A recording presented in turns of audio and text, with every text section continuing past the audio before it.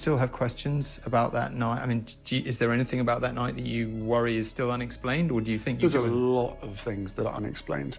But I've been asked before whether I want to open up, another inquiry. I don't really see the point at this stage. But I think anyone who knows, again, this is the most amazing thing, that over the last, 5 years, especially the last 2 years, the amount of people that I've met here in America, everyone knows where they were and what they were doing the night my mother died.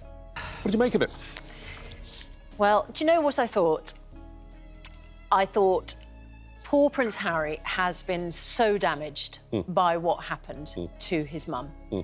And it is that moment in the tunnel which has basically determined everything that he thinks since, because it was at that point that his relationship with the press.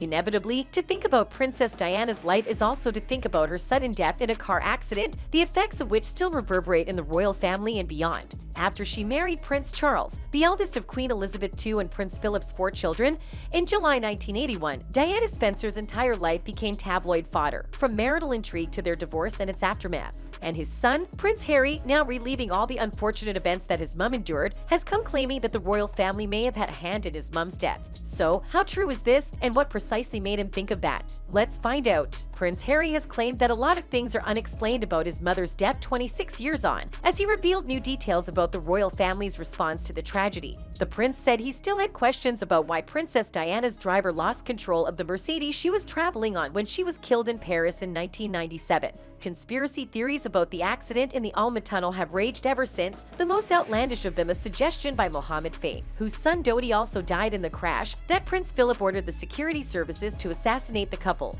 The prince, who reveals in his book Spare that he asked to be driven at speed through the same tunnel, said he believed it was almost physically impossible to lose control of a vehicle unless you are completely blinded at the wheel. The prince said he did not see any point in opening another inquiry at this stage, as he also revealed that he was shown pictures from the official police report at his own request. Speaking to ITV's Tom Bradby for Prince Harry, the interview, the Duke of Sussex said he decided to be driven through the Alma Tunnel in 2007 because there were still so many question marks that were unanswered, especially from the inquest. I don't want history to repeat itself. I do not want to be a single dad.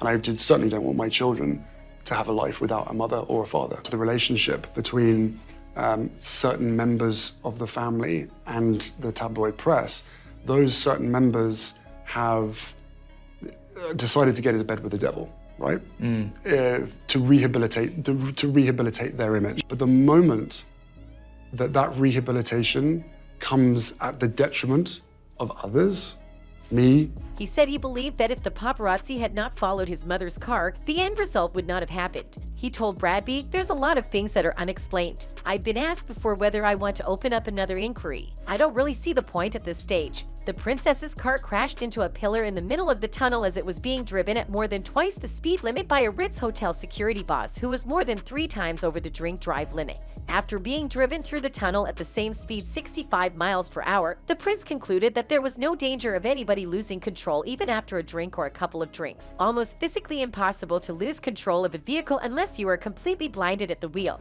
This then means that he thinks the accident was an inside job. He said he had been driving his own car when he would have paparazzi literally jump on the bonnet of the car, and he physically couldn't see anything. He added, "The people that were predominantly responsible for it all got away with it." Prince Harry describes in his book how he demanded to see a secret government file on the investigation into Princess Diana's death and was handed it by Jamie Lowther Pinkerton, his private secretary. "At last, I came to the photos of Mummy," he says in the book, and was appalled to see the reflections of photographers' flash guns and even reflections of the paparazzi themselves in many of the pictures, taking photographs rather than trying to help the car's occupants. He told Bradby, "To this day, I will remain eternally grateful for Jamie for showing me what he believed I needed to see but removing the stuff that he knew I didn't need to see. I don't know where I'd be now if I saw the stuff that I wanted to see, that I demanded to see." He took out the more, I guess, descriptive photographs. "I saw the back of her blonde hair, slumped on the back of the seat. There were other photographs that would probably show my mother's face and blood.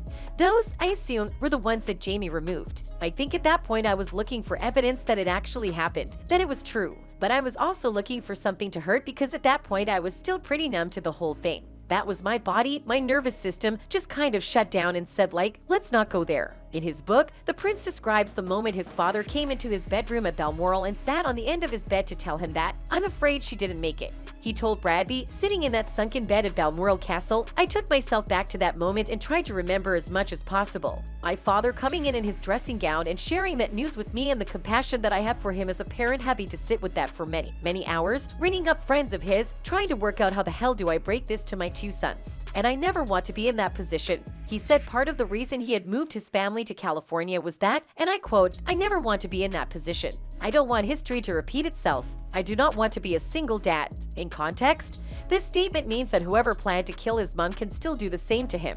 The Duke said he had lost many childhood memories from before his mother died and that, like other people who had experienced loss, he had an inability to be able to drag the memories back over, which he regarded as a defense mechanism. Harry says he suffered post-traumatic stress injury than post-traumatic stress disorder because he does not have a disorder and spent years pretending his mother was hiding rather than dead. Though Diana is remembered for her kindness and advocacy, her death is often thought of as a climax of one long chase for a scoop. On Saturday, August 30th, 1997, Diana and her rumored boyfriend, Egyptian billionaire Ahmad Dodi Fayed, arrived in Paris following a 10-day getaway on the French Riviera. They dined at the private salon at the Ritz Hotel in Paris. Coincidentally, Faye's father, Mohammed Al Fayed, owned the hotel at the time, along with Harrods department store in London.